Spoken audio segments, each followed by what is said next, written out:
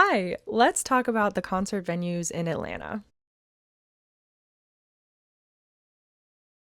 Throughout the last week or two, I have spent quite a few hours mapping out all of the concerts that I have been to since living in Atlanta and since I was a kid. I think I started going to concerts when I was about 13, probably, with my dad. And ever since then, I have been to quite a few over the years, several a year. It's become a little bit of an obsession, but more just a hobby and something that I think is really fun. And I have been to quite a few venues in Atlanta. I would say almost all of them. There's very few that I don't think I could name like a show or a band that I've seen there. So I thought it was about time that somebody made a matrix, and I made a rubric based on some different categories that I would grade them on. And I have given each of them a score based on my personal opinion. This is just my opinion, but my personal experiences. I thought it could be a cool resource. So here's what I think about the concert venues in Atlanta. Now, disclaimer, I do have my Excel down here in front of me, so if I glance down, I know it's probably unprofessional, but I have a lot of notes written down here and I want to make sure I don't forget anything, and I want to do as thorough of a job as possible in explaining my opinions. I split up the matrix into regular venues, so standing room, seats, that kind of thing, but I also made two separate categories, one for amphitheaters, like outdoor arenas, and one for stadiums, because I think those three different kinds of venues kind of all bring a different atmosphere to the shows, and I thought it would be too apples to oranges to compare them all together, so I've kind of split them into three. I might regret not going as deep as I probably could have with my analysis, but for the general public, I figured here's kind of an overview. This video specifically is going to be the concert venues, so the smaller ones up to medium-sized, standing room. Some of them have balconies, some have seats, but they're not going to be theater in terms of the Fox Theater or musical theater or anything like that. It's not going to be amphitheaters and it's not going to be arenas. The categories that I decided to use on this matrix are atmosphere, so the general decor and the feel of the venues when you're walking in. I also did parking and location, ease of access. I haven't gone to any of these venues with anybody that's physically disabled. I would like to in the future do an analysis into all of these all over again to see which ones are disability friendly and which ones are a little bit more difficult to access. But that is a video for another time, just because I would have to go to all of these again and experience them in a different light. So I do want to do that, but that's not going to be in this video, and I do apologize for that. The other categories I did were my experience, so any memories that I have that stood out to me that I think of as soon as I think of the name of these venues. The other thing I rated was food and drink, and I will say at most of these venues I haven't gotten anything out of the ordinary. I wanted this category to be specifically any specialty items that this venue serves that I've tried, but I don't really think I've gotten any specialty items at any of these. I gave that category a 0 for most of these venues, but I am also taking the total out of 16 instead of 20 just because I want to make it fair, and I don't want to dock points just because I decided not to get food and drink when I went, or just because I got a drink that I don't remember, like a general gin and tonic or something that didn't really leave an impression. So I won't be grading that category for a lot of these. It's going to show up in the chart as them having a 0, but I promise I'm not using that in calculating the total. The other category that I'm going to be talking about is space and size. So specifically, how big is the venue? I'm going to have all of the capacity numbers up here because I did take time and look those up. I do think it's important to note how big these venues are because that kind of impacts your experience. You know, if you're in the pit at a 20-person venue versus a 200-person venue, you're going to have a different experience and it's going to be a different artist. I am going to rate that, but just keep in mind that as the capacity changes, that metric also kind of changes and different factors are kind of come into play, which I will explain later. The last thing I want to note before we jump into it and I start putting my chart up here is that I did go through all of the concerts I could remember ever having been to, and I know I probably forgot some, and if you're one of my friends who went to a concert with me that I forgot, please tell me. I can put that down in the description or down in the comments that I forgot to add it, but I'm going to have those up here. I'm not really going to talk about them a whole ton unless they're in my experience section, but I did think it was important to put all of the dates because that kind of affects my opinion, whether it was 2014 and I was younger or if it was last year and I was in my mid-20s. And so I just think that that's important information for you to see what kind of shows and what kind of artists I've seen, because that also impacts my experience 100% depending on the genre and what kind of show and the pace of the music. The first venue I'm going to talk about is the Coca-Cola Roxy. And if you don't know, the Coca-Cola Roxy is a venue down in the Battery, Atlanta, near Truist Park, where the Braves play. When you walk in, it has these really cool posters and, band decor from over the years. And I actually, every time I go, I end up taking a picture of one of the walls in the entryway and putting it on my story. I try to do a different one every time, but it's just really cool, and I could stare at it for hours and never see all of the things that are there. When a friend of mine and I went to go see the band Camino there, we actually were in the pit, which was super awesome. I've seen them quite a few times. They're one of my favorites. But when we were at the Coca-Cola Roxy seeing them one time, there was a guy in the middle of the pit holding up, I want to say it was 2 different iPhones. So it had to be him, like one of his and one of his friends. And one had Criminal Minds and the other one had Subway Surfers. And I thought it was so funny. And there were just a bunch of us standing in the crowd, like watching it like a bit, and just it was so fun. Like, I love getting to go to a concert and be in a collective bit with a bunch of people around me, and I just thought it was so fun. And then even when we saw, a different friend and I saw Youngblood there, and we actually did balcony seats for that one. But when we were in the venue waiting for the show to start, these girls came around and they had made the friendship bracelets, and I actually have it over here. It's like white beads with pink smiley faces to match his socks at the time. And I saw band Camino there the last time we weren't in the pit. This was a different time. We were at the balcony. This was the most recent show I saw them at. I knew one of my friends was going, and that her friend group from college was also going to be sitting behind us, and I was so excited to see her. But turns out one of the friends that I was there with and one of the friends that she was there with knew each other, or maybe a couple people. It was crazy. It was such a small world experience, and I love it. I feel like every time I go to the Coca-Cola Roxy, something very specifically wonderful happens, and it just makes me laugh. I will say the parking for this one is pretty self-explanatory. The Battery has a pretty big parking deck, and every time I usually just go and I go all the way up to the top because it's nighttime and it's usually pretty cool and temperate out. So we park at the top and then we just walk down the stairs. You walk around the corner and the Coca-Cola Roxy's right there. Most of these venues are going to have paid parking. I feel like I do need to specify that because they are in the city. But I've never had parking that was super outrageous that I specifically remember it being high priced. I think probably $10 to $20, maybe $25. Going to be 1 or 2 venues that I recommend you do a ride share, or I say that if I were to go again, I would do a ride share, but we'll get to those later. The merch line's downstairs and also in kind of a separate room from the pit. There's a bar in that room, and the merch line just kind of snakes around. It's kind of nice because if you want to break from the crowd, you can go get in the merch line and just take a few minutes. But I will say they have bars on both floors, and the pit there tends to get crowded really quickly. It's a pretty big venue, and in my experience, the older I get, the less I want to be in the pit unless it's for a band that I really, really love. And so my friends and I have actually started doing the seats up top, like I mentioned. But a lot of these shows we're going to at the Coca-Cola Roxy are on weeknights for some reason, just the way it works out. So we have started doing the balcony seats, and we stand most of the time. But, if there's, for any reason, somebody wants to sit down, we have a seat and it's not too crowded and it's kind of airy up there. It's kind of nice. It's really beautiful. They have some light fixtures and things up there that make the experience really awesome. And I've never felt like our view from the balcony was limited. So that's pretty awesome too.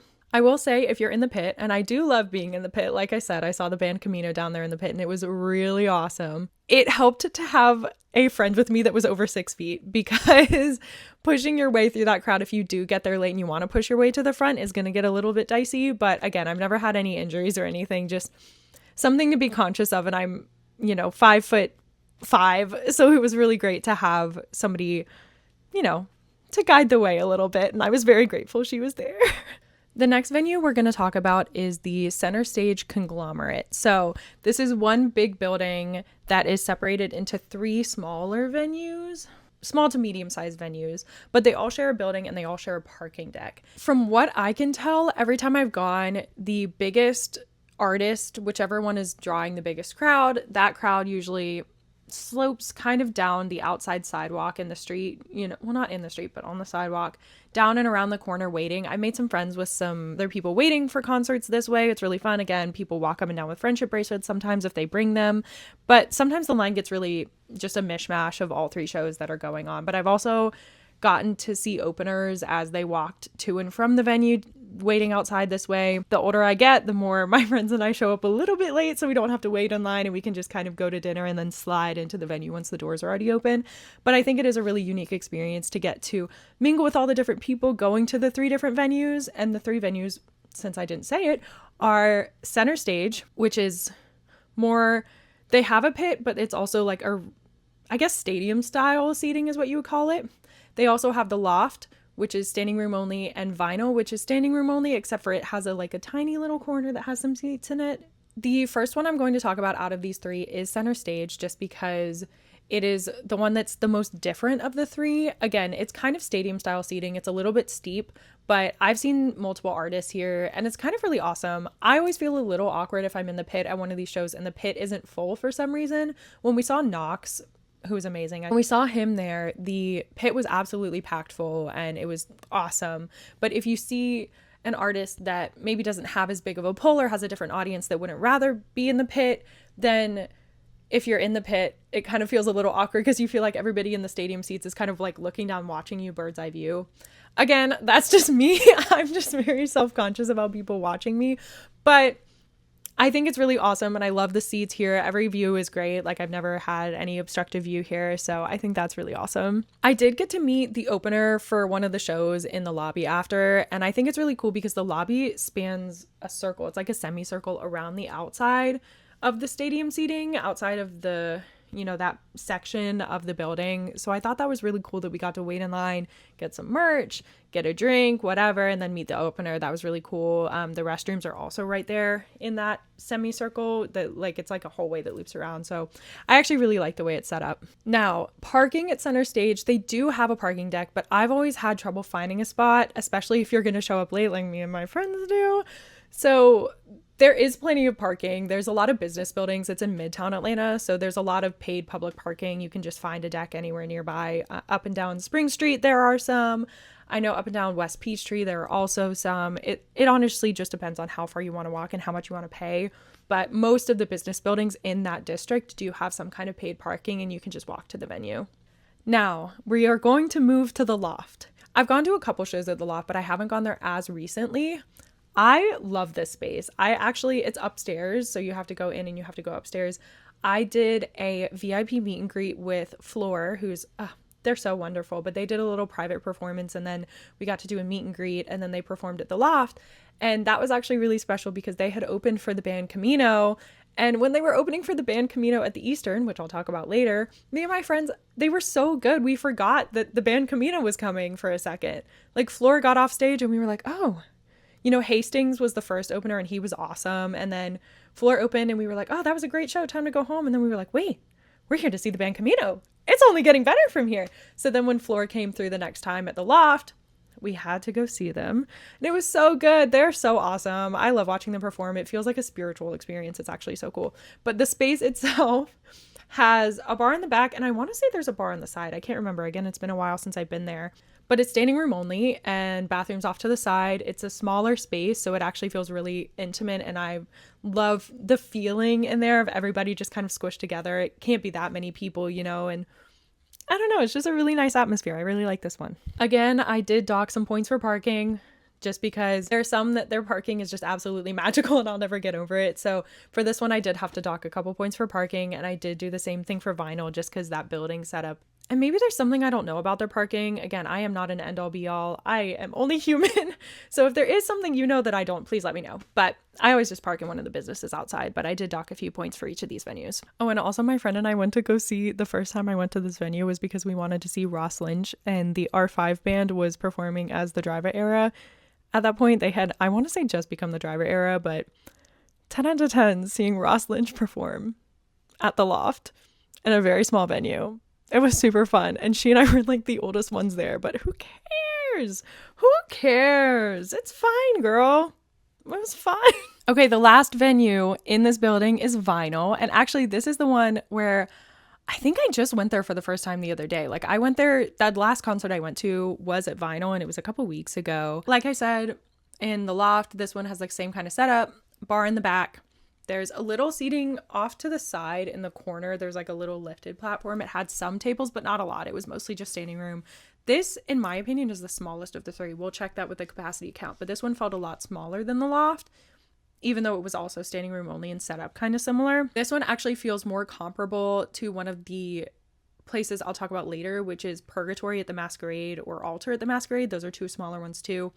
I love this venue. We were right up at the stage, Landon Conrath was awesome. He relieved the merch staff and he came out to sell all the t-shirts to the fans and everything, and everyone got to talk with him. He was so kind. This was the second time I'd seen him live and he was awesome. So that was a really special memory at Vinyl that sticks out to me. Also, Abby Holiday opened for him.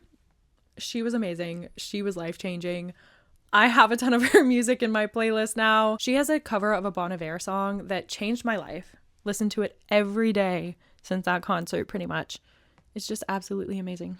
Live violin and everything. So go listen to that. Again, this venue is a little small, this room, so it does feel intimate, but it didn't feel awkward. There was no point where we felt like we were in somebody's way or it was, too much standing room. I will say for the opener, it felt like there was a little more space between groups, but as soon as, more and more people filed in, we didn't even think about it. No awkward tension, no anything, no weird stuff happened. So small and intimate, but in a good way. The next venue on the list is Terminal West. This is probably one of my favorite venues in Atlanta. It is the only one I've gone to by myself, and I would go there by myself every weekend if I had the time or money. It's one of the cheaper ones, honestly. It has a small balcony up top that you can stand in. There's a room off to the side that's conjoined to the venue that has a little doorway. So my friend and I actually, in between an opener and a headliner one time, got to go sit in there at the tables. The opener's merch was in there and we got to chat with them. Just one bar on the side, headliner merch on one side, and then the room is over here. It kind of goes through. Standing room only, little bit of balcony up top.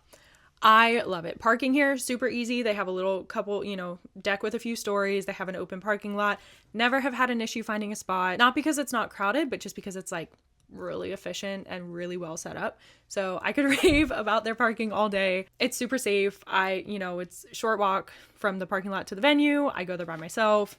Made a ton of friends. When I went to go see Will Lindley was opening for M. Hold. I went to see him because he's from South Africa and I didn't know if he was going to be coming back on a US tour anytime soon. And if he did, I didn't know if he was going to hit Atlanta. So I went to go see him. None of my friends could go. I met a dad and his daughter who she was about my age when I started going to concerts with my dad. So I got to talk to them and make friends with them, which was so awesome. I got to meet Will, who was lovely. Talked to the people at security. I talked to the people at the merch table. I made friends with some girls and took some pictures for them because, girl groups, they want their little pictures. And I loved it. I think there's a real value in finding a venue that's safe enough that you feel okay going to alone and just spending a night making friends with everybody that you can. Talk to literally everybody that you can. It's great. It's fun. Cannot say enough good things about Terminal West. There are a couple shows that I've been to there. The demographic for the show was really young and I was one of the oldest ones there, but that's more just because of the artists I was seeing, I think. Let's talk about the Eastern. I really love the Eastern. It's one of the first venues that I went to as an adult in Atlanta. I want to say I went there during college to see Noah Kahan I'm going to check my list. Okay, I lied to you. The band Camino was the first artist that I saw there. But then I saw Noah Kahan there that same year, so I cannot really be blamed. I have had very different experiences every time I've gone to the Eastern. They were all great. Like, I've always had a good time. A couple times I was in the pit. A few times I was on there's like a little lip balcony. The balcony kind of spreads out into like a floor, and then there's some stadium style seats like behind it. So if you're thinking pit right here, little tiny lip of balcony, and then that balcony kind of extends back up one stair into a floor, stadium style. You can look at pictures of it. It's really cool. I don't really know any other venues that are exactly like that. I think it's really neat the way they have it set up. I've been in the pit a couple times. I have been on that balcony, the little lip balcony. I will say when I saw Noah Kahan at this venue, it was really special because we and one of my friends from college got to go together, and it was the night that Stick Season released. So we got to see Noah Kahan together. We made friends with, some of the people that were standing around us. We made this impromptu friend group and we haven't seen them at all since, but I think about them all the time. It was such a fun night. And then that night at midnight, Stick Season dropped. So after hearing all of these songs live for the first time, we then got to listen to this brand new at the time, Noah Kahan album all the way through for the first time driving back to our college town. And I will cherish that night forever. That was one of the most special nights of my life. And the Eastern was wonderful and the people were wonderful and the music, Noah Kahan's wonderful. So I'm really emotionally attached to the Eastern. Again, that's actually one that I do think I would feel safe going to by myself. Their parking deck is kind of conjoined with the venue.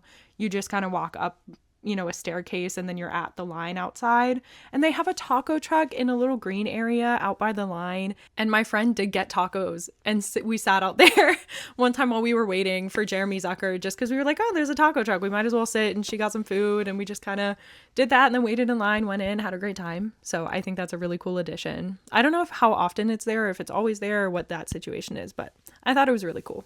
Alex Warren, I have a bone to pick with you, sir, because I processed so many emotions. It was like a therapeutic night, and so did my friend. We were both bawling by the end of it, but in like the best way ever. I think our central nervous systems processed so many pent-up emotions. It was so great, but also, how dare you? We were in the pit for that one, but we were also in the back. And that's the other thing I like about the Easterns, is even when you're in the back of the pit, we still had a pretty good, like, we didn't have any obstructed view or anything. In fact, most of these venues, I'm going to say, we don't have obstructed view no matter where you are, which I think is super cool and not to be taken for granted ever. Oh, and it's important to note there are bars on both floors, 2 on that second floor with the balcony, and I want to say just 1 in the middle of the floor with the pit. So easy access to whatever you need. Merch is in the bottom floor, kind of behind the pit in a corner. You can still see the headliner, so while you're waiting in line, you can still watch whoever's performing, but it's also secluded enough that if you need a rest, you can kind of go chill in that corner, look at the merch. I think that's really cool. Next one up is Smith's Olde Bar, which is really hard for me to say with my pronunciation, but this one, I am a little bit confused. I did have a great time. This venue, I did have a good time when I went, and it is also a restaurant. It's a bar. They serve bar food. They have a sit-down restaurant. That's kind of cool. In the back, they have a music room. I don't know if it's only the one or if they have multiple. I think we were in the Atlanta room, if I'm remembering correctly. But we saw Landon Conrath here the first time. The opener was the Ocho. Love the Ocho. They are a no-skip band for me. They are so cool. And they're local to Athens, I want to say, in Georgia. Seeing them was awesome. Landon was awesome the first time and the second time.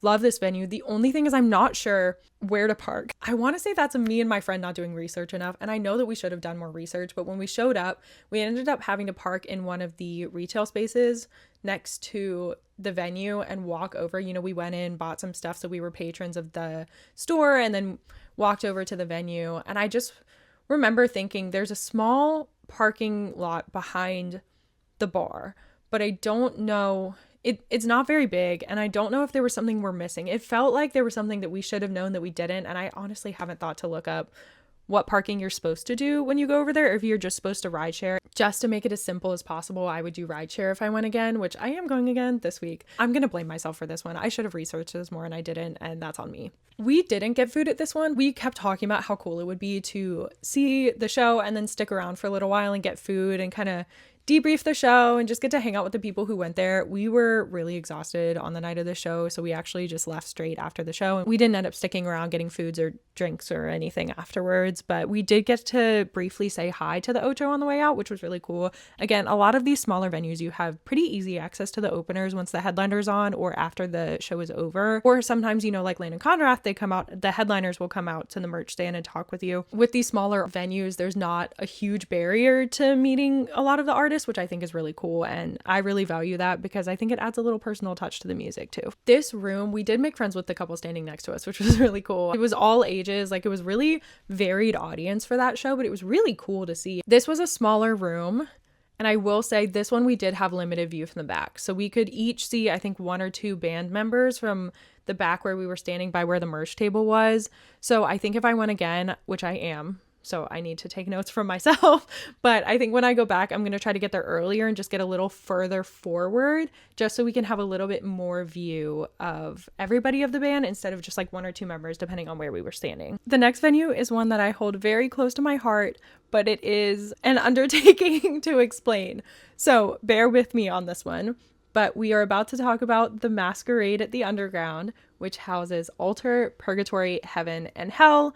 4 different room venues in one housing of venue. So let me explain kind of how this is set up. So the Masquerade at the Underground is located down on Martin Luther King, down, I want to say it's like southeast Atlanta, kind of. Maybe it's it's not Midtown, it's not downtown. Maybe it's downtown. I don't know how to explain it, but there's an MLK parking garage down there, and it leads you, if you park anywhere in that deck, You can go, oh, I can't remember which floor it is, but I think it's 3 or 4. You can just shoot over. They have a little bridge and it just sends you right into the staircase that sends you down to the underground.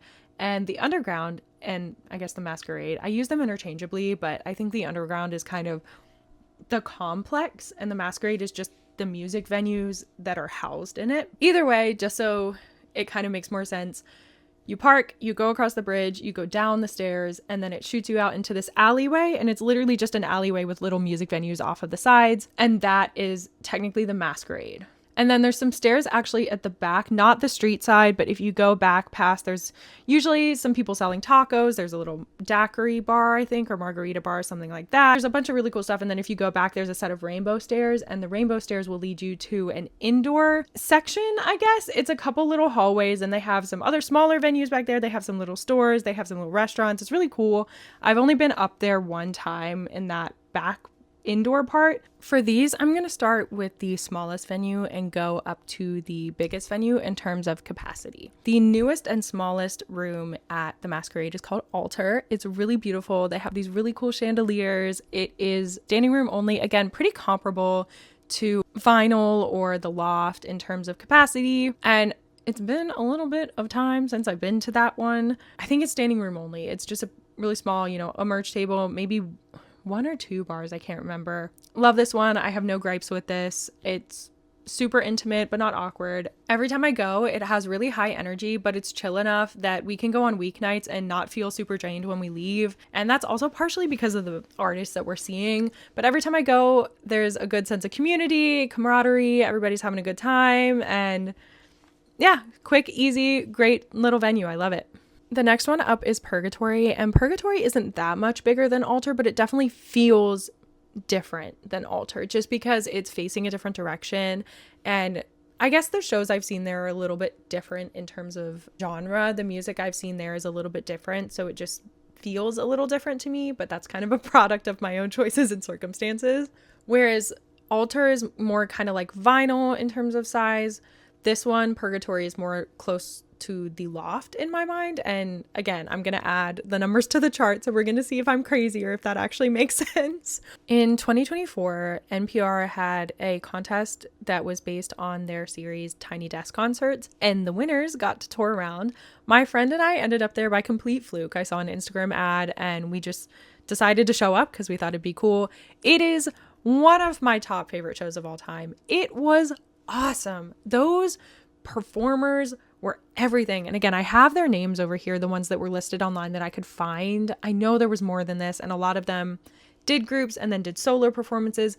Everybody was a knockout. It was so fun. Everybody was dancing, having a great time. I loved that show. It was such a weird thing to get to go see because it wasn't set up like a typical concert, but wow, what a crazy awesome experience. I'm definitely keeping an eye on it because I want to go again. Oh, and Midsummer Motel was really awesome. I actually need to look them up because they were really, really cool. And I remember liking them. And I know I listened to their music some after that show, but I need to reconnect with that and look them up again and see what they're up to because they were pretty cool. Okay, third on the Masquerade venue list is Hell. And Hell, kind of like how Terminal West has a tiny little balcony right above the standing room, Hell is set up like that too. So they also have a little balcony. I can't remember if it goes up the sides and around. I want to say that's is that Heaven I'm thinking of? I'm getting all confused. But I think Hell is the one that has just a tiny little circle balcony up top and the rest is standing room. And the Somerset did a meet and greet here. I was in high school and I didn't get to go. And I don't know if they were in Hell specifically, but I want to say they were at either the Tabernacle or the Masquerade in that 2010s era when they came to do a meet and greet, and I didn't get to go. And then the band went on hiatus, but I am proud to say that not this year when they toured, but the last time they came through Atlanta, I saw them in Hell and I got to meet them and they were super awesome and it fulfilled every little teenager dream that I had. I am really fond of this venue just because it's attached to that memory, and my dad and I went to see the Ocean Blue there and we stood in the balcony. Very different vibe than the Somerset, but we had a great time and we yucked it up and it was really fun. I will say, when I went to go see Knox at this venue, we were in the standing room and it was freezing. It was, granted, it was February out, but I dressed because I thought it was going to be warm in the pit and they did have the AC on, so it was freezing. We persevere, we buy a t-shirt at merch, we throw it on, we're good.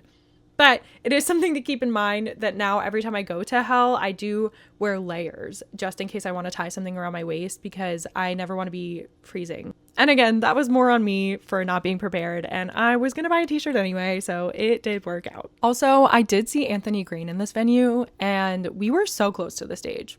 Hell is really easy to get close to the stage. Any of these at the Masquerade, well, Heaven's a little bigger, but any of the three I've talked about so far, you can get right up there, girl. You can get right up there. It is, I mean, as long as you're there reasonably early, all the lines for these venues when the doors haven't opened yet, you're just rapping through the alley. Again, a great place to make friends and talk to people. I'm an extrovert, if you can't tell. It's pretty easy to get close to the stage. Anthony Green was awesome, and he hides a lot of little things in his set. So his face was up in the moon, and he had, you know, some animal cutouts and stuff. So we really got to appreciate the set design for him and just have a good time because he's awesome.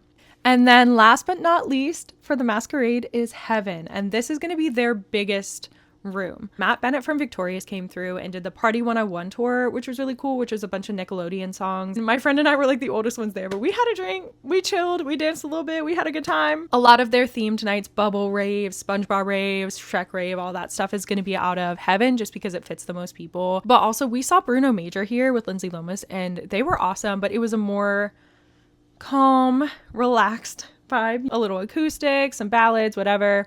And we sat up in the balcony for this one, and we literally just sat on the edge of the balcony and we just had a direct view of the stage. We were sitting right over it. It was really, really cool. While we were sitting there, somebody stole my signed poster, but the people at the merch, which I know isn't technically the venue, I think the artist for that one brought his own merch people, but they were really nice and sorted it out with me, and they were really kind and handled it really well. Also for that show, everybody before the show in the crowd was standing around, and Billy Joel came on and everybody was singing it. It was Vienna. It was beautiful. It will stay in my heart forever. And then they released confetti, and obviously confetti is the best thing ever, even though it's really hard to clean up. In a venue that size, it was really perfect for that confetti, and especially being in the, you know, balcony getting a bird's eye view. It was so cool. So again, I love the Masquerade, and their parking deck is probably one of my favorites too, just because it's so easy and safe to park in. It is paid, but you know, I'll pay for safe parking that's conjoined to a venue and I don't have to walk the streets of Atlanta at night. Oh, also, Mariana's Trench is, I don't know if I'm saying that right, but that is one of my favorite bands from when I was a teenager. And I got to go see them in college, and the lead singer ran through the crowd. I loved it. And my friend and I ate it up. And it's just a really fun memory. And they're from Canada, so I was so excited that I got to see them. Let's talk about the Tabernacle next. The Tabernacle is, I want to say, one of the oldest ones. I'm going to have to look that up and fact check myself. I will put the year that it was made up here. But also the Masquerade is pretty, like, that's an older classic Atlanta venue, but they also rebuilt it. Like, I want to say it was leveled at one point and they rebuilt it. I don't know all the lore on that. That also might be the same lore for the Tabernacle, and I may be getting them confused. When you're at the Tabernacle, you can kind of tell that it's aged. When you walk in, it has this really beautiful artistry. It's like a night sky in the lobby when you walk in, and the merch is separate. The only thing about this, they do have a screen so you can see the set, but the merch is completely separate from the artist that's performing. So for that one, if you don't care about the opener, I would go get in line for merch and then watch the opener on the screen for whatever part that you miss, and then go find, you know, your spot in the pit. My friend did have some just regular bar food. I can't remember what it was at this one, but I remember us both thinking it was really good. So I did score them. I wish I could remember what we got, but I don't remember at all. So that's my bad. It does feel like you're stepping into another world when you step into the Tabernacle. I know that's over here in my notes. It is just such an ethereal atmosphere, and I cannot think of something comparable except maybe the Fox, you know, when you're sitting in the Fox Theater, but that's another video. We're not going to get into that right now. Don't get sidetracked, Abby, okay? Now, the thing about the Tabernacle is the airflow in there is not the best, in my humble opinion. Every time I go, I do feel pretty hot. I don't know if it's the way, because it's an old building, the ventilation's not that great. They do have also pillars in the back of the pit that the bar is behind and everything. When I've gone, if I don't get there super early, I do end up with obstructive view. But then if you get in the front where you can see, it's really, really hot and you don't feel like you have any air. Allegedly, there was a girl that passed out. I don't know if she actually passed out or if she just got really hot, but at Benson Boone's concert, he did have to stop the concert, and he handled it so well, by the way. He and his team handled it like really, really awesomely. It's just something to keep in mind that if you go to the Tabernacle, wear clothes that are going to let you air out, tank tops or shorts or sandals or something like that. Well, maybe not sandals, something you're going to be comfortable in, because We also were some of the oldest ones at the Benson Boone concert, and we had a lot of kids running by us to get to the bar to get water, especially with them being shorter and out in the crowd. It is on a slant, so we didn't have super obstructive view or anything except for when we were stuck behind one of the pillars. So that is also something to keep in mind. Maybe try to get, they have a walkway that's taped off that you can't get to. So we were behind the walkway and behind a pillar. You know, we just kind of all took shifts standing behind the pillar and it worked out okay. The parking deck at the Tabernacle is one of the smallest and narrowest I've ever been to. It's, again, probably due to the age. I'm not really sure. But the cars, it basically only fits one direction worth of cars. So if you're going in, everybody's going in. If you're going out, everybody's going out. You're fine. It's really tight parking. My friend drove when we went, so I didn't have to deal with it. But I personally wouldn't drive my car there. I would do rideshare for this one because I think it just takes a level off. When I went to go see Alec Benjamin there, we sat in the balcony. Great. We were towards the back of the balcony, no obstructive view or anything. We had a great time. It was cooler up there for, you know, because there were less people up there. We had somebody come pick us up and drop us off. And that just really added an extra element of, you know, we got to de-stress. This was a weeknight too. So we had a certain bedtime in mind. I am not ashamed to say. My favorite song of his is The Arsonist, and he hadn't played it yet. And then right as our ride was about to pull up, he started playing it, and it was the last song we got to see, and I did start to cry. So that was a really beautiful moment. There was also a really funny moment at Benson Boone where everything went dead quiet, and my friend behind me yelled, "Do a flip!" It was really poorly timed, and we still make fun of her for it, but it was kind of iconic of her. And it'll go down in infamy for sure. The last Atlanta venue, I have one honorary mention that I'm going to talk about that's not in Atlanta, but the last Atlanta venue I have to talk about is Variety Playhouse. And Variety Playhouse is another one where I'm not sure how parking works. When I went to go see Olivia Dean, who, amazing, live horns, I was living, trumpeter, trombone, everybody up there, amazing, absolutely magical. But when we parked, we were lucky enough to get a parking spot in this little tiny parking lot behind Variety Playhouse. But I'm not sure how parking works if you don't get, because we just happened to get the last spot in that little lot. So that's another one I would probably ride share for. I'm not sure if you're supposed to do street parking or if there's lots around there. I didn't really spend time exploring, and I've only been there the one time. So that's something where if I were to go again, I would probably just do ride share to make it simpler and take some of the complication out of it. But again, my fault for not doing the research that I was supposed to do. This venue feels almost like a black box theater when you're in it. It does have pretty deep balcony. So if you're at the back, there is a little bit of obstructive view to the point that some of us were kind of like trying to find our window to see. So I could see her through window. The height of the seats in the balcony is kind of hard to where there were some people a couple inches taller than me in the row in front of me. And so I was kind of just like windowing to catch her or some of the other musicians. It was a really good atmosphere and energy in there. It was really awesome. I think next time if I went, I would try to get down on the floor just to see. It has some platforms, like different height platforms on the floor, and I think it'd be cool to get down there and just see what the vibe is down there, but I just didn't get the opportunity to for that one, and that's okay. We had a great time. Olivia was great. Olivia's live band also was incredible. She had live brass instruments. I want to say it was a trombone, a trumpet. I can't remember what all she had, but those musicians rocked it. And there's something it adds to the music. Like if you listen to some of her music recorded, you can hear the horns in the back and the brass instruments, and having that live really just, it elevated it. It was so awesome. It was something that I don't remember ever seeing before, but I mean, Abby Holiday had like a violinist, and I've seen some strings and seen some different things, but this one stood out to me specifically as being really awesome element that you don't really see a lot. Our last venue is not technically in Atlanta, but I did have to give a shout out to this one concert venue in Ohio that I went to.